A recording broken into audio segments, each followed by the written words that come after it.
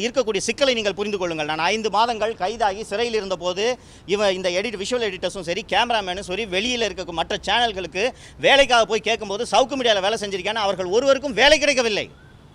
நான் 5 மாதங்கள் கழித்து மீண்டும் இந்த சேனலை தொடங்கி அவங்களுக்கு வேலை கொடுக்க வேண்டும் என்பதற்காக அவங்கள வேலையில் வச்சுருந்தேன். அவங்க வீட்டுக்கு ராத்திரி 10-11 மணிக்கு போய் பைக்கை சீஸ் பண்ணால் என்ன கொலை குத்தம் பண்ணிட்டாங்களா? ராணிப்பேட்டையிலே ஒரு பெண் பாலியல் துன்புறுத்தல்னு சொல்லிட்டு போய் மாவட்ட எஸ்பி கிட்ட புகார் அளிக்கிறாங்க, ஹெட் ஆஃப் போலீஸ் ஃபோர்ஸ் கிட்ட புகார் அளிக்கிறாங்க. அதில் அந்த ஒரு சீரீஸ் ஆஃப் அஃபென்ஸ் பண்ணின அந்த நபரை, தெய்வச்செயல் என்ற நபரை 1 மாதம் காவல்துறை கைது செய்யாமல் அலைய விட்டு அதற்கு பிறகு சாவகாசமாக அவருக்கு முன்ஜாமீன் கிடைக்கும் வரை இந்த காவல்துறை வேடிக்கை பார்க்கிறது. 24/3/2025 அன்று எனது வீட்டிலே சாக்கடையையும் மனித மலத்தையும் அள்ளி வீசி அந்த குற்றவாளி வாணிஷி என்ற சட்டக்கல்லூரி படிக்கக்கூடிய ஒரு பெண், அந்த பெண்ணை 2 மாதமாக கைது பண்ணாமல் நேற்று உயர்நீதிமன்றத்தில் முன்ஜாமீன் கிடைக்கும் வரை இந்த சிபிசிஐடி காவல்துறை வேடிக்கை பார்க்கிறது. அப்படி இருக்கும்போது ஹெல்மெட் போடலன்றதுக்காக ராத்திரி 11 மணிக்கு இந்த ஜேர்னலிஸ்ட் வீட்டில் போயிட்டு பைக்கை சீஸ் பண்ணுறாங்கன்னா என்ன ஆட்சி நடக்கிறது இந்த தமிழ்நாட்டில்?